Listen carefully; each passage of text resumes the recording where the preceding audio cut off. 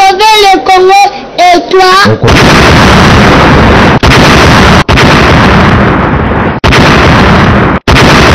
Je suis prêt pour sauver le Congo. Et toi? Je suis prêt pour sauver le Congo. Et toi? Pour l'amour du Congo, pas de recul. Alors, mokili comprendaka biso te. Amen. Robo konja nzambe ekoya ngongani. Wana bazoluka bayeba date koya po bayiba basala mabe soki bayebi ke ekoya lobi lelo batubela ndenge bokenda na basango.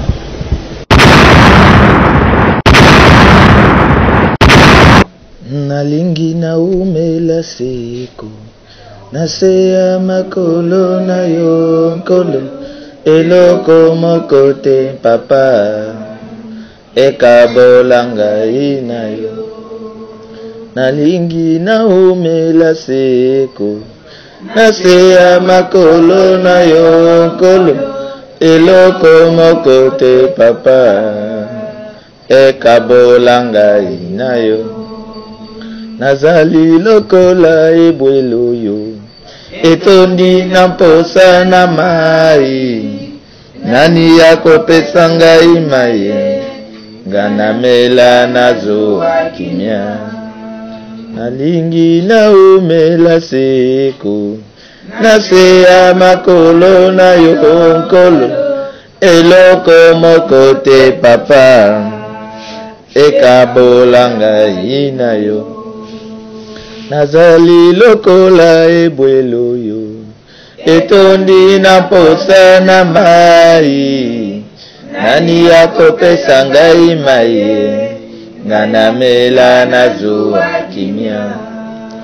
Motema mpe bolingo na ngai nkolo etondi na mposa na yo nkolo naposani na kiti ya ngolu na yo oyo nde pole nanga.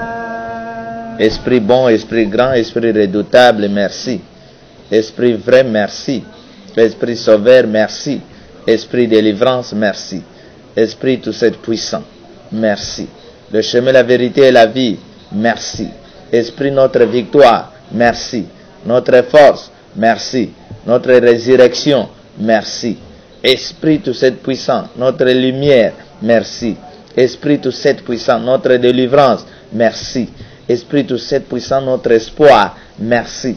Esprit tout cette puissant, notre miracle, notre mystique, notre bénédiction, merci. Na pamboli ngonga oy, penatiki yango na maboko na yo. Tikeza la ngonga moko ya délivrance. Ce que nous avons besoin aujourd'hui, c'est la délivrance. Tu nous as enseigné sur les lettres aux 7 églises pour memabiso na délivrance. Obimisa biso na ba condamnation ya ba synagogue, na ba condamnation ya ba parole, na ba condamnation ya coutume, na ba condamnation ya péché. Omema biso na pole na lumière na pamboli ngonga oyo nyonso akondima abika, oyo nyonso akondima akutana loboko na yo, oyo nyonso akondima kotosa amona loboko na yo. Au nom de la foi, au nom de l'esprit, au nom de l'esprit délivrance, amen. Amen. Naza na mingi te ya koloba ndenge na yebisaki biso tozali kozwa exhortation ya lombangu pour que tokota na ba prière ndenge molimo ekokamba biso. Oyo aza na Bible afongoli na Hébreu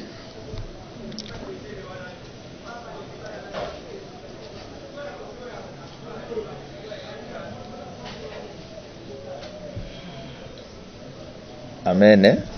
Nous avons parlé sur l'homme de Dieu et la foi.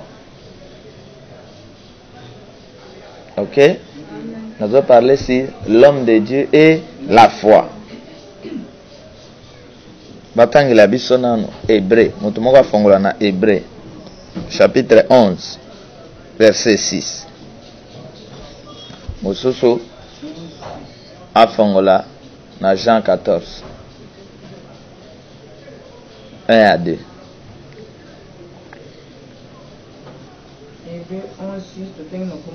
Amen.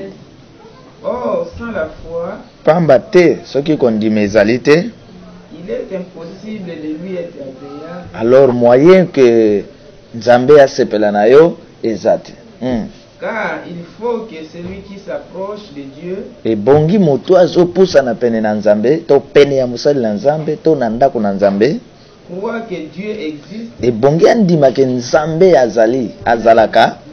Oui. Et qu'il est le rémunérateur de ceux qui le cherchent. Et azali le futi ya bato basa koluka ye. Amen. Amen. Tango zali koluka elongi na Nzambe. Kende na kondima ke kokendo na zo kende kokuta na Nzambe to na musali na Nzambe na ke kobika. Amen. Na ke kozwa vie. Amen. Amen. Ndima yango. Yoka verset 21. Toujours les Hébreux. 21. C'est par la foi que Jacob mourant bénit chacun des fils de Joseph et qu'il adora, appuyé sur l'extrémité de son bâton. Amen. Amen. Nous allons parler sur 3 choses. La foi, la parole et l'homme de qui? De Dieu. Ou l'homme de Dieu, la parole et la foi. C'est par la foi Jacob. Avant Koufa, Pamboli banane nyons. C'est par la foi Isaac a Pamboli Jacob na Isaou. Par quoi? Par la foi.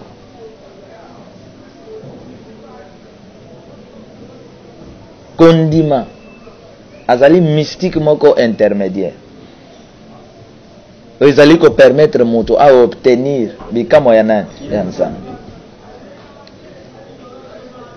Maloba ezali Nzambe kati na moto.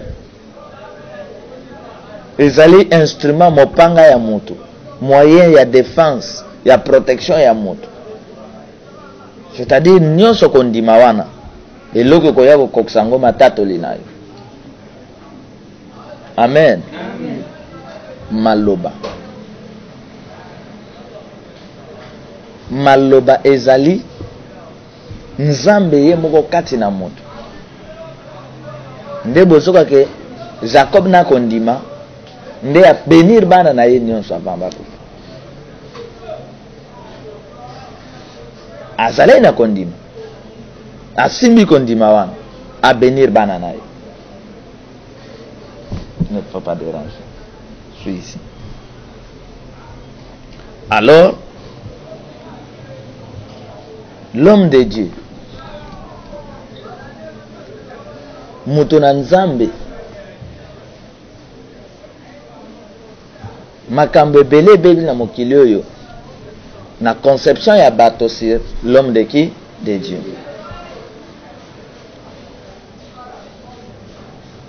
Mosali na Nzambe oyo zali. Mosali na Nzambe azali mutu. Na titre ya liboso mutu. Lokola moto nyonso. Aliaka fufu. Soki pe abotamaki na bandundu mbika akosala ni akolia. Soki kota bapende kuna bandindi pe akosala ni akolia. Asali mutu na titre ya liboso. Pongi pe alala. Soki azali mobali alingi abala koyoka pe posa ya mwasi akotia pe mwasi litoi oyo bato nyonso batiaka mwasi.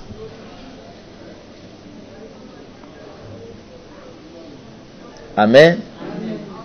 Mais église ebimisaki lokola ke pasteur akotia mwasi litoi te po abala. Na éviter ya pasteur litoi ekozala ndenge.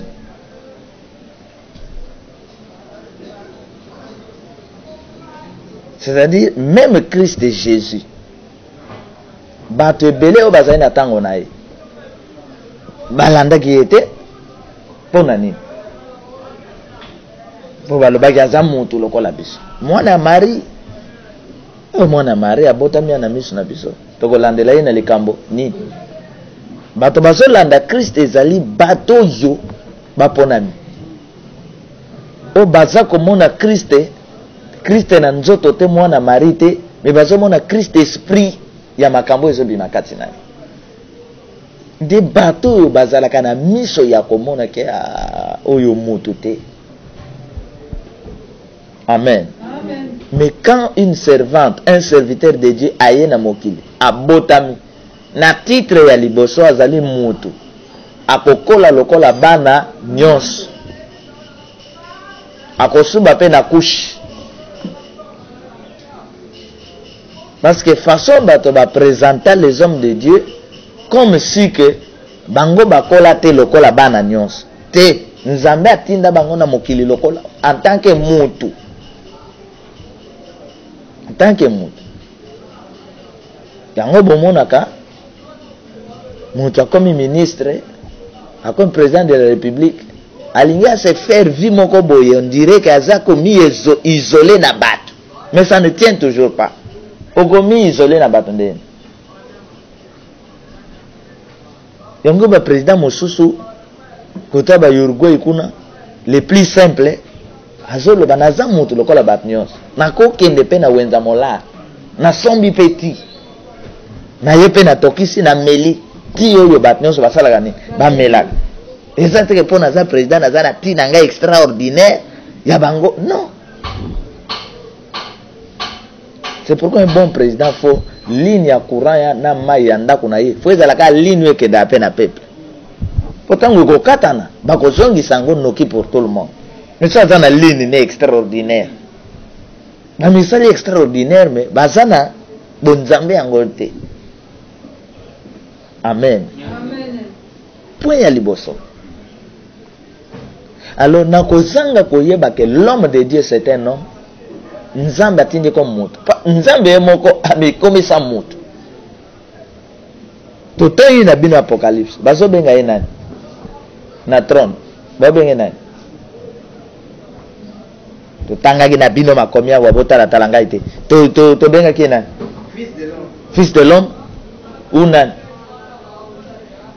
quelqu'un babengaki quelqu'un te so quelqu'un eza nani alors bazobenga fils de l'homme c'est-à-dire que nzambe oyo aza monene alinga mutu koleka mutu azali un instrument extraordinaire alors nzambe na molimo azali alobi nazomikomisa mutu donc biso toza komi représenter image ya nani ya nzambe ata bapigme ata bomoni mutu mukuse suka ya mikuse koseka ye te kimukuse na ye wana image ya nani ya nzambe oyo te mama na kendo luka na ndako anganga mais openda mwana botami normal mukuse abotami mutu munene ya koleka ya ngai boyeba ke mutu munene wana image ya nani ya nzambe donc nzambe aza na balolenge ebele oyo nzambe azali mpona biso bana oza image na ye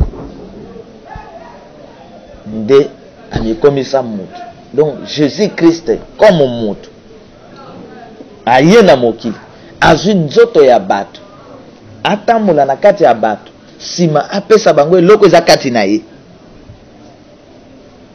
Amen. Amen. C'est-à-dire que différence ya mutu na nzambe na bato eza kaka eloko nzambe apesi ye po asovele nango bato.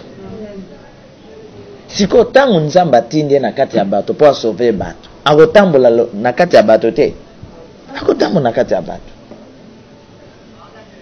Amen. Amen. C'est pourquoi église na kobungisa biloko wana nyonso et comme si bato ba hypocrite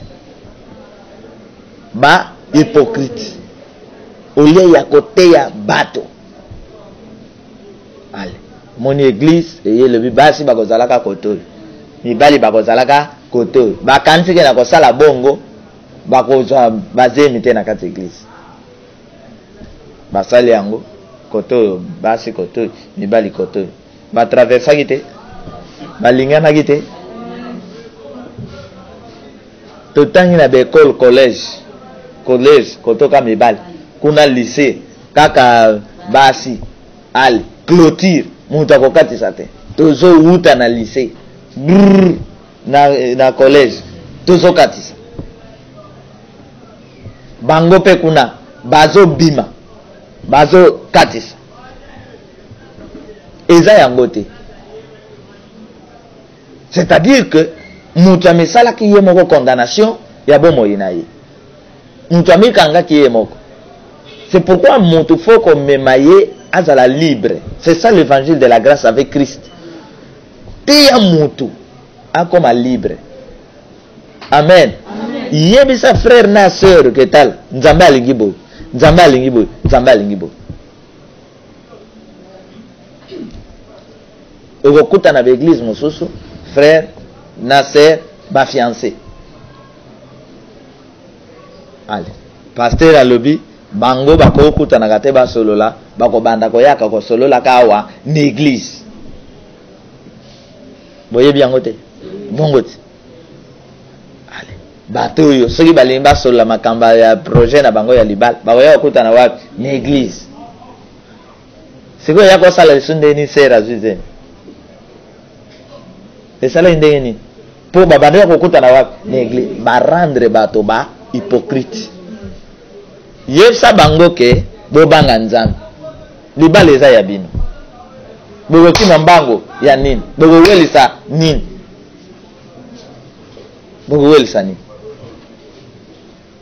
libala eza ya bino seki bomoni mpe bokobota avant etali bino mais libala eza ya nani ya bino.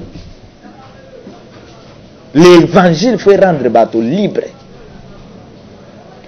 très libre. C'est pourquoi modèle l'évangile wana yango epesi donc et faillir nyos comme il faut. Amen. Amen.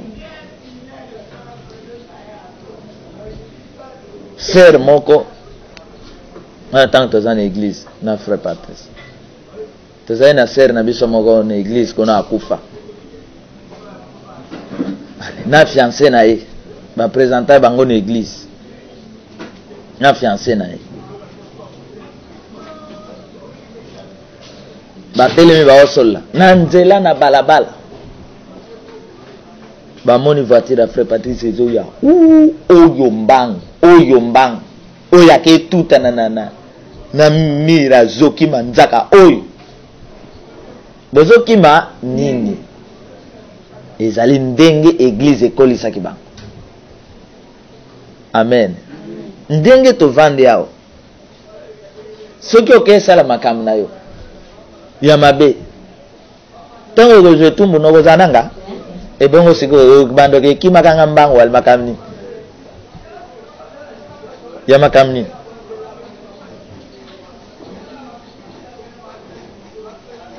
Ce qui fait que bandimi na komona ke alokola pasteur yende aza suka alors au lieu batia pasteur na bango na prière batia na prière te alors pasteur akesimba kisi pasteur ake kobota libanda pasteur asali nyonso akosala akomi escroc pona nini bandimi basimbi ete parce que évangile est présenté bango bonzambe ndenge mosusu.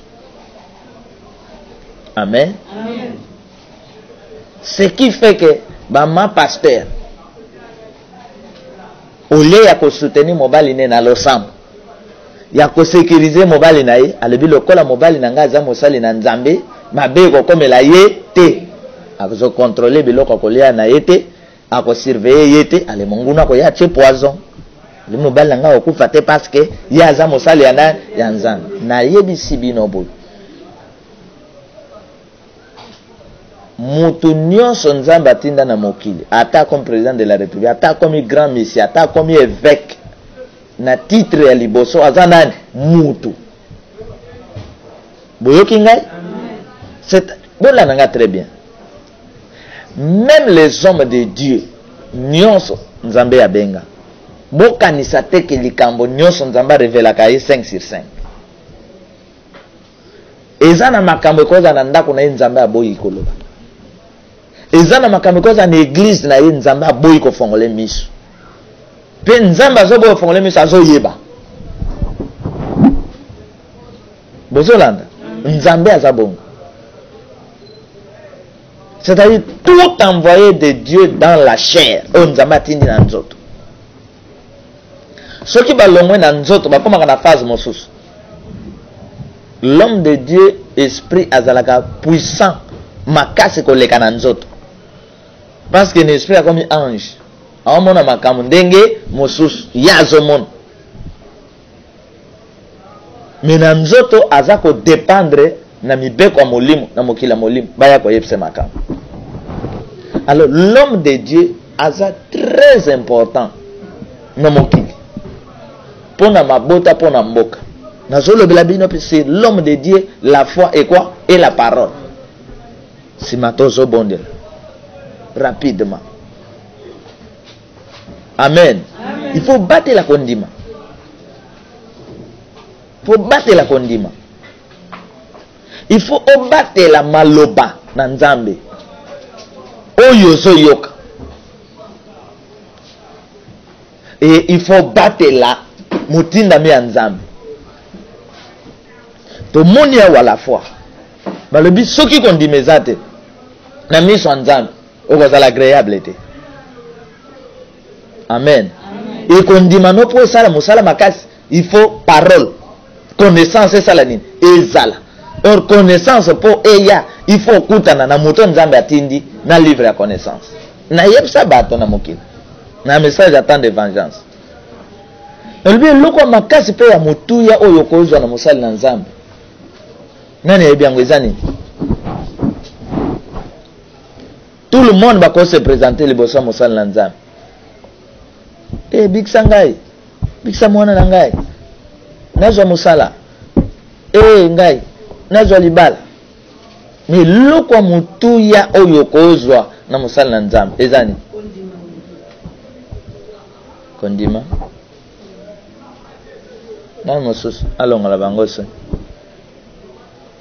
Mama Suzanne. Ezani.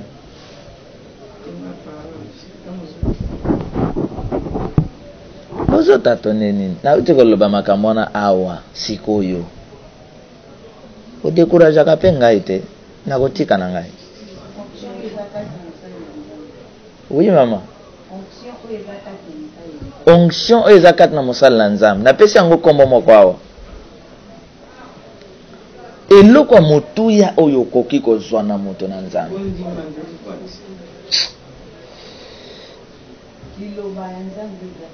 Iloba na nzambe yango wana siko bakisela ngo kombo moko. Oui. Na loba kyango. La foi nde yango ba loba kondima. Eloko makasi oko profiter pene ya moto na nzambe.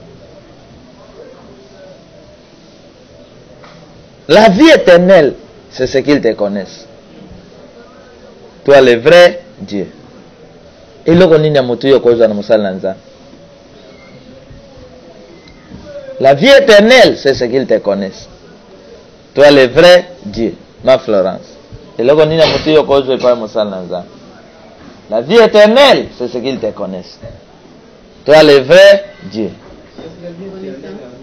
Connaissance. Merci. Na lobi.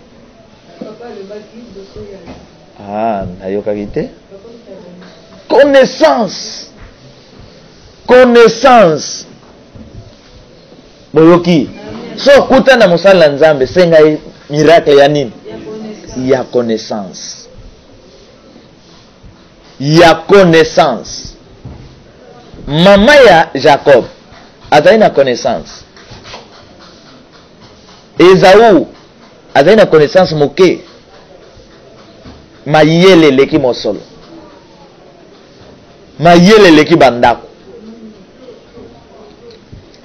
Okoza la pa uti mboka. Lokola biso. Oye Kinshasa. Mwana musuna Kinshasa, papa na yasa atikela ki immeuble, bandako na bandala. Azolala pongi azokita azomata. Yo uti wapi mboka? Est-ce que zana ndako na Kinshasa? Papa azwaki occasion ya Kinshasa te.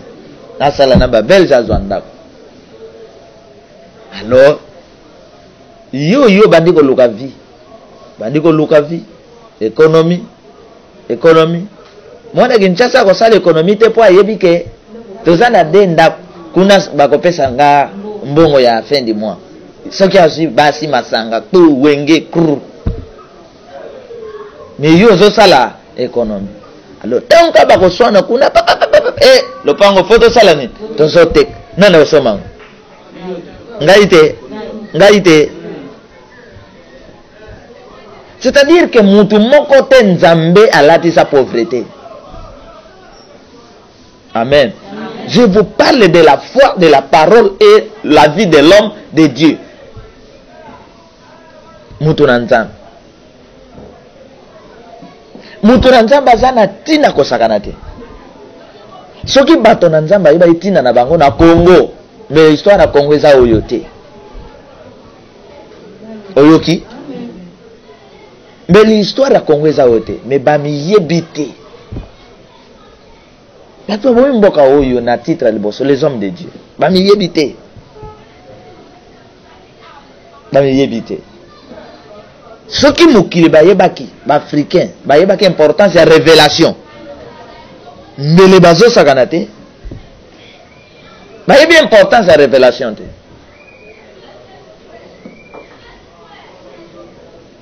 Omoni bakoya na diamant bakiti na appareil ya diamant we detectaka diamant na o diamant moko bakiti si mutu mwinda kozwa nini diamant mundele kozwa nini appareil mutu mwinda komona nazoteka nazongimba mundele kozwa appareil kobotsela ye diamant ebele ayawa moni batimoli ayawa moni e mutu mwinda kozwa nini appareil diamant bon net biso tokozwa ba appareil net ngai nazambe mutu mwinda ngana kozwa appareil ukanse bato mwinda kozwa diamant ngana kozwa appareil olandi ngai soki okei na Équateur okepe awa na bayaka oyo ya biso awa bayaka oyo ya kenge oke na bafile na mingusu na Équateur okitisi obengi moyaka zalawa mwana Équateur zalawa oyebisi mwana Équateur zwa akozwa nini moyaka akozwa nini mbisi mongusu mungusa kolie esili mwana Équateur akozwa filet lobi ayeli yo ba valise bolukaka eloko oyo ekosila te ubi ekosila noki te. Amen. C'est pourquoi kozala na nzambe nazo yebisa yo soki oza na nzambe ata bato nyonso oyo babando nourrir yo d'espoir pour vivre baboyi yo babwaki yo kende na nzambe nazoyeba eza maloba nayebisa bandeko na nga oyo tovandi na bango tosali na bango epai ya frère Patrice tellement makambo ekomi au bout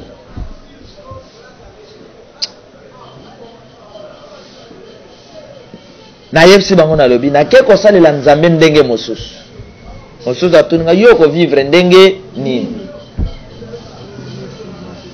nayebisi nake kosalela nzambe ndenge mosusu ntango nake nayebisi nzambe nazosala expérience ya kovivre na libanda ya motu nyonso oyo abanda opesa nga 100 francs na ye na église ya frère Patrice mpo na vivre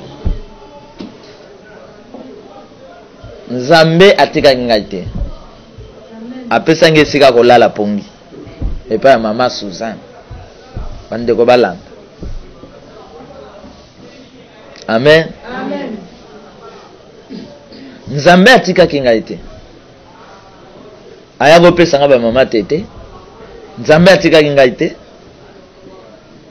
ezali na mama moko je témoigne comme ezali mama Yvonne napesi bango mbote abande kolinga ngai te me nazokamba semeki na ye ti ye kosala ye mobali na abeli mobali na osala na ye wa bora aye kotinda semeki ne wana tellement maladie ezalaki tellement makasi abenga ngai mais alingani ngaite pona ni alinga ngaite tant bazo que frère wana nzamba salela kai yazo frère amuke wana bukelo banzamba salela do pona ye nzambe po asalanga fo nazala munene mulai do bakazaka na kolata oba Marie Paul babando yemba wana na wenge alors tango na ye moto abengi na moni mobali na ye na tei bango na bondeli moto abikaka te abiki nde mama oyo atémoigné alobi frère na bando lingo te ndaye kokangama na biso botala nzambe ndenge asalaka yende abandi sikoyo ko soutenir biso na moi 100 francs na moi $50. Donc nzambe abandonnaka bato te ma Florence. Alléluia. Jamais. Bobangelo wote. Dieu n'échoue pas. Nazo répéter ma lobo mikolonions. Pour nzambe mutaolo bananga. Il n'échoue pas. Il n'abandonne pas les siens. Ba oyaye. Ato komi au bout. Boyoki. Ata banguna nyos bazingi yo kweyo komi na koma. Bazoza décision ya suka. Nzambe akobima. Poza ya ye. Akosala nini? Bazwa nzoto ya Moïse. Oye servi nzambe satana linga zo ke nyokol. Est-ce que nzambe atika yeke? Ba nyokola Job nzoto nyonso baby. Est-ce que nzambe atika ye? Ata etika li poussière de seconde. Intervention nzambe koya. Ata ba prière nyonso sala obosana. Olobi anga nzambe ayoka kanga ite. Na minute ya suka koya ko laksoke oza mwana ya nani yanga. To simba ye. Congo ekotika la boyete. Amen. Congo azali tout puissant. Ba construction ya solo ya sika. Ekobima na mboko oyo. Amen. Musoto bozomo nekozali suste. Te bankolo musoto baza disparu. Amen. Baza bakozala te. Nouvelle Jérusalem ya sika qui descend, Kinshasa sika ekita. Ba penser à Nzambe ko s'accomplir. Amen. Alléluia. Amen. L'homme de Dieu, c'est un instrument très utile, très important. Bon, moi, comme fin de mois, maman, on a payé $50. À mon tour, au lieu d'aller en haut, allez, na kina chaîne, moko, chaîne à Roger Lombala, bando bien on RLTV. Le sika bandeko Eliezer, bazaye ba journaliste, na bandeko Basile. Tokendo ye banana bango kuna. Wana na ba chaîne nyonso chaîne ezalaki prix ya bien ya bango.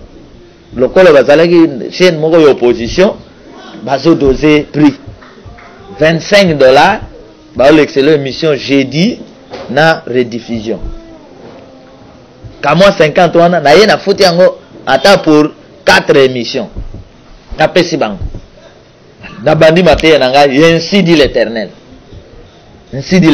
bozo na frère moko na zozo atiti atangela kanga bible ta soki na tei bato bazo benga bazo ba frère ezali église de réveil ou bien ezali courant ya sika réponse nazo pesa bango eza courant ya sika église de réveil te eza courant ya nini ya sika pona nini bazo yoka tele nange keseni amen keseni to vante te mais ça les kabo yo nzamba chekat na yo bongo te ata tanto sai papa na biso Patrice ba témoin bazali to kote ya na biso ya te papa sa so ya te fondi mapeke muto nzambe aponiye to ko tatone te ke ozoke luka biloko ko loba te eza ko bimela yo iso bima yango moko bon nzambe aponi. Donc l'homme de Dieu aza muto lokola yo ayoka pe nzala. C'est-à-dire que l'homme de Dieu, il lui a tout donné. Erreur ya africain. Ba yebite que l'homme de Dieu azali un instrument rempli sur le plan spirituel pour sauver la nation. C'est pourquoi ba congolais au lieu à côté espoir na ko réunir ba force pour sauver le Congo, allez bangonio c'est pas comme nandika hein malobi lokola tozi mutu nandika awa ko bika mboka ndika ezo sala ezo big sabat cet espoir oyo évangile wana yaki ko nourrir bato ba pesa ngo bato malamu te que bato ba compter kaka sur le plan spirituel tu ko faire pleuvoir tout non nzambe akaboli makabu spirituel azana rôle ya ko éclairer ya ko pesa lumière ya ko yebsa bato que temps échangé. Donc normalement na matière ya mbongo ce ne sont pas les pasteurs. Ce que les pasteurs bazo sala c'est crime contre l'église, contre l'humanité. Hein? Au vandi bazo epso ke kende fongola saki na yo ozo ba dollar eza kuna. Mais c'est que bandimi na kati église wana ba pauvre ndengeni. Bozo mona tegeza ba théâtre. Parce que ndenge nga na zabo na lingi bino mingi. Amen. Na sentir boza na mbongo te. Nga na zo sanza ngo ya bosanza. Vraiment basaki na bino ko zonga maboko pam. Sikoyo mbongo wango na église soki oke oh non pasteur na biso bimisaka mbongo. Okomona kaka atindi bokene mbisi moko na wenze moko mbisi eza kuna bo yebisa mokolo mbisi wana bo pasola bokuta mbongo. Bokepe bokuti mbongo. Siko bandimi o ya yoyo. Fanda sala lo sambu basaki na bango ebima na nini na mbongo. Bon, yo pe tika ko offrande non? Pour yo moko zo bims le théâtre. Le théâtre. Mon église on va beaucoup fanzan. Bazangi misala. C'est ça distraction. Amen. Bon yo kangai. Na message attend de vengeance. Le miracle de Dieu est vrai. Le miracle de Dieu existe. Mais nzamba salibo.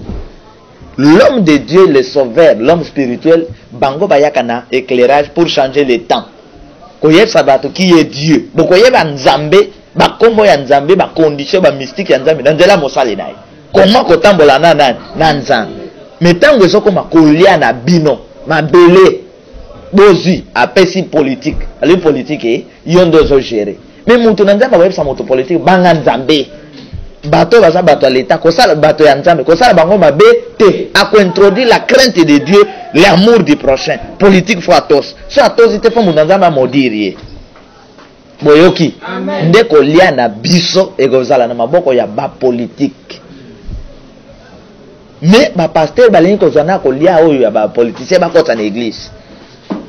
Alors de ba politicien ba comprendre que bon pour to jouer bato ba bien di pasteur bazo enveloppe ya ebele ya $100,000 basaleni apesi yena ndako azolia biloko olia est-ce que asalaki miracle ebima na sac politique asaleni apesi mais mondimi oyo azokufa nini nzala eloko bato ba comprendre te. C'est pourquoi le pasteur doit prêcher dans l'église bon nzambe na mboka. Le pasteur doit dire na bandimi que soki marche eza marche ya solo biso nyonso na marche poko lia na bino kotanga na bino eza na maboko politique eza na maboko pa pasteur te. C'est pourquoi bomoni katolika alebite alors bisoto doze na makambo nzambe tokota wapi na politique tokota na école tokota na business tokota na commerce bamikoti si na business bon tant bamikoti ebele na business moyen molimo santo azwa révélation ya kopesa ezati. C'est-à-dire que na chaque mboka il faut qu'il y ait des hommes de Dieu à temps plein oyo baza kozwa message ya nzambe pona intérêt ya nini ya mboka. Yango moni pasteur américain mondele ya kokipe ye alors tango be érosion za kuna na mbula Donald Trump abengi ba pasteur boya ko sambel mboka be érosion bo maye tomboki makamba modèle nini asuki te aza président asuki te donc mutu asukaka. C'est pourquoi bato tango ba ya okanga Yesu petelo azobunda non pour petelo comprendre te faut bunda bitumbo. Tambo kanga Yesu peuple baotala pona nini baza na esprit wana ke Yesu ba tene kulus akolimwa ekulus ekozika. C'est un homme. Les hommes de Dieu bayoka kanzala oyoki oui siko non pas exemple soki naza na besoin ya mwasi na bala mwasi wana na wote litoite bon soki nazo tie litoite yo yoke oloba nini parce que na bisanzo tsa mwasi litoi po bala ye Si on lingaye, ma sœur, je t'aime. Hein? Bon, biso le kola tokozwa ke pa pasteur, ya vanda kana mapata akocha mwasi litoite. Bon. Okocha litoite, okobali ndeni. Boko banda proposition ndeni. Boko banda fiançailles ndeni. Po yo kocha litoite. Donc il faut cha Bible boy. Ostie boy, iye moko amoni Bible bandiko ya. Azoya le. Non? Amen. Amen. C'est-à-dire qu'on écoute pas pasteur avant de peine à famille azoseka. Qui est ah, pasteur de biso pa seka. Siko bato bazo mona lokola ke Yesu tangwa yake abando seka te. Azo vanda na bato te. Azo beta masolo te. Azalaki non. Il allait chez les maris. Bakitisi mukapara. Balé, mapa, balé, ba s'équiper, ba beti le solo. Amen. Amen. Mais important si eloko moko ezala kati na yo bato ba bikela, eloko wana ko négliger yango te. Vous comprenez? Ko négliger yango te. Particularité eloko nzamba tsakat na biso. Amen. Amen. Mutako ko yawo. Buru. Ngana ko yana tshelo boko. Oui ou non? Alors papa monganga koya atala ye atia tétoscope tana température tana begui tana no boyo azana maite bongo te to memi ewa sikoyo ko senga to bando tuna si nzambe seigneur est azana maite azana maite aussi longtemps nzambe azwi makabonyoso apesi biso bien ndenge na te yawa mupaya mususu akoti kuna alengana kata nana nakezwa kiti na tshela ya vanda bala moko ma Vero ma Florence kuna kopeze kiti ya salani avanda. Amen. To yeba biloko wana nde bana bandeko ya Joseph bayebaki Joseph banyokola Joseph azala ndeko na bango nzoto me bayebaki te kati na ye biloko nini ebombani. Amen. Bayebaki te nde comportement wana eza comportement bandoki. Hein? Ndoki aso yeba teke kolia na ye kotanga na ye eza na papa na ye azoke lengi bazotalisa kuna bamboka oyo qui n'existe pas bagrade oyo na bomutu akotikala kokoma na FARDC te mais azo jama peka pe azotambola kuna ke oh nakomi mon capitaine mon général po aboma ya ye papa aboma ya ye. Je suis prêt pour sauver le Congo et toi? Je suis prêt pour sauver le Congo et toi? Pour l'amour du Congo, pas de recul. Pour l'amour du Congo, tous derrière Papa Charles Lourd.